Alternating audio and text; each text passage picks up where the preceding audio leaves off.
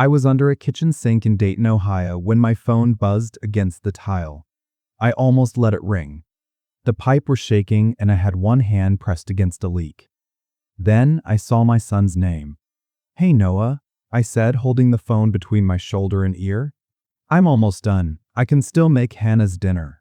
Hannah had just been accepted to nursing school. The dinner was her night. He stayed quiet long enough for the water to drip 3 times. Then he said, "Mom said don't come. Mark's taking us. He's basically dad now anyway." The wrench slipped from my hand and hit the cabinet floor. The customer bent down. "You okay in there?" I laughed because that is what a man does when strangers are watching him bleed inside. "Yeah, just bumped my hand." Noah hung up. I stayed under that sink staring at a pipe I had already fixed. That was my marriage to Linda. Fix the leak. Take the blame. Apologize for the stain. I was 52, a plumber since 19. I could hear pressure building behind a wall before it burst. I just never heard it building in my own family. Linda never sounded cruel. That was her gift. She sounded tired, reasonable, wounded. "If I worked late," she said, "the kids are disappointed, but I'll handle it." If I tried to explain, she said, "Don't upset them."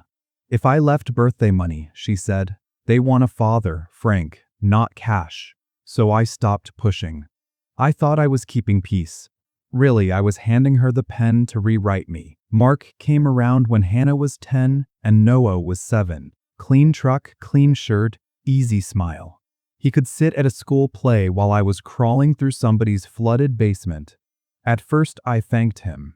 I hated myself for being jealous. Then one night, I came home with black glue on my hands and found my Father's Day mug in the trash.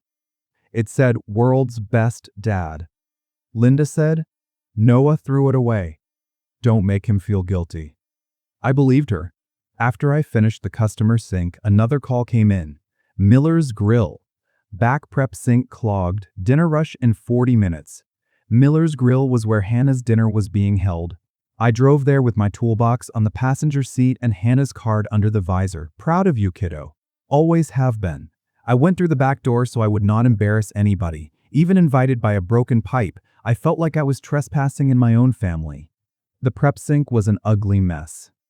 I rolled up my sleeves and started working. Through the swinging kitchen door, I heard laughter. Then Hannah's voice.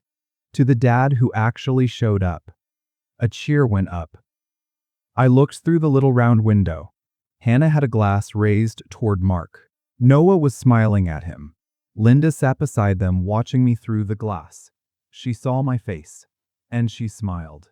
That smile tells you she knew exactly what she was doing, right? Not nervous, not ashamed. Like she had saved me a seat at my own funeral. I should have walked out. Instead, I wiped my hands on a towel and stepped into the dining room with the card in my hand. The room quieted in pieces. First Linda, then Mark, then Noah, whose smile fell like he had been caught betraying someone he already blamed. "Frank," Linda said softly. That voice was for witnesses. "This isn't the time." Hannah would not look at the card. "Why are you here?" "Work call," I said. "Kitchen sink." Noah gave a bitter laugh. "Of course. Always work." There it was again.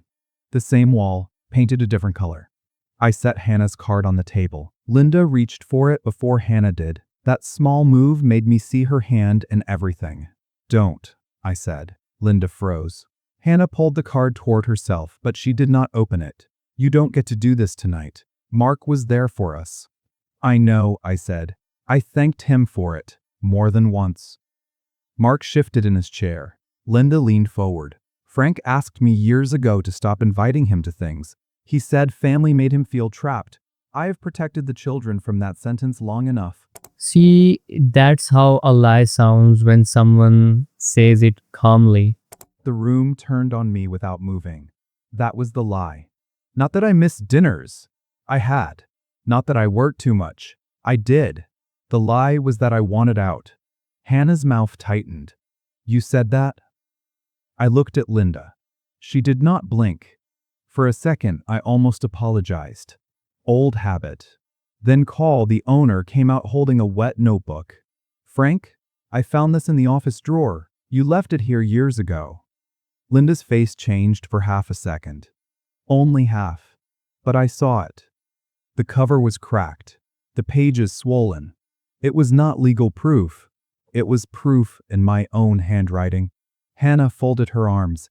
A notebook doesn't make you a father. No, I said.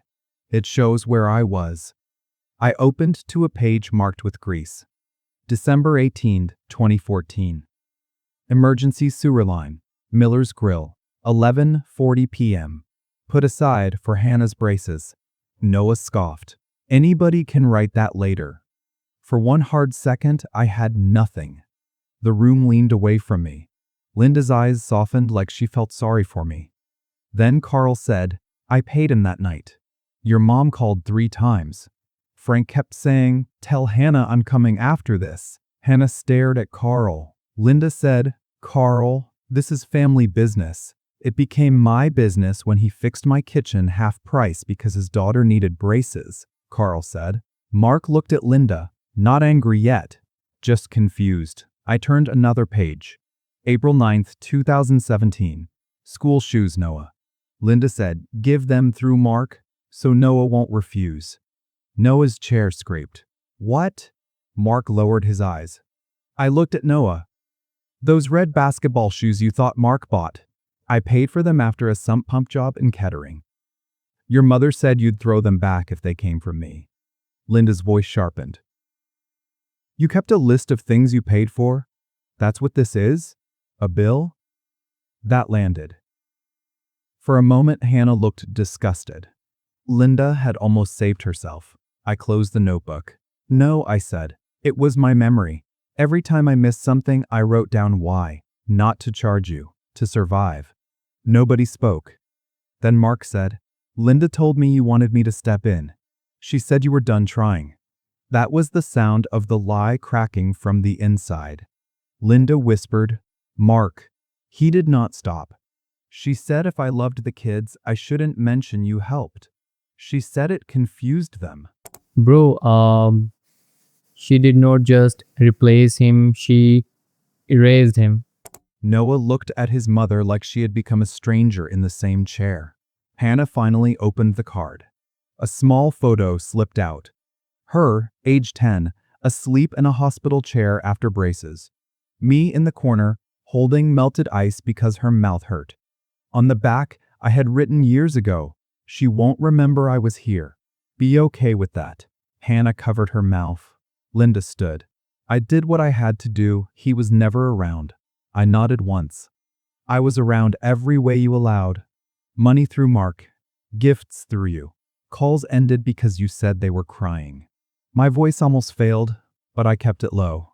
I didn't leave you. I was pushed out, one small lie at a time. That line hurts because some parents live exactly like this. Noah's face broke first. His anger turned into hurt right in front of people. Why would you let me call him Dad? He asked Linda. She looked at Mark, then Hannah, then me. For the first time, there was no soft voice ready. I could have pushed harder. I had more pages, more little wounds with dates beside them. But I looked at my children and saw they had already been hit hard enough. So I put the notebook on the table and stepped back. I'm not asking you to choose me tonight, I said. I'm only done standing inside a story that makes me the man who walked away. Hannah reached for my sleeve, then stopped herself. Dad. The word came out small, almost ashamed. I wanted to grab onto it like a rope.